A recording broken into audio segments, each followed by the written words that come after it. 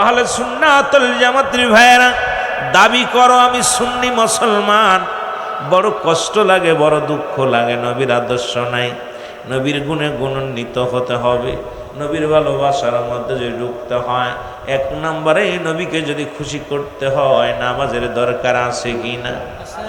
রাসূলুল্লাহর কাছে এক নাম্বার প্রিয় ছিল নামাজ, দুই নাম্বার প্রিয় ছিল তার উম্মতগণ, তিন নাম্বার প্রিয় ছিল তার বিবিগণ।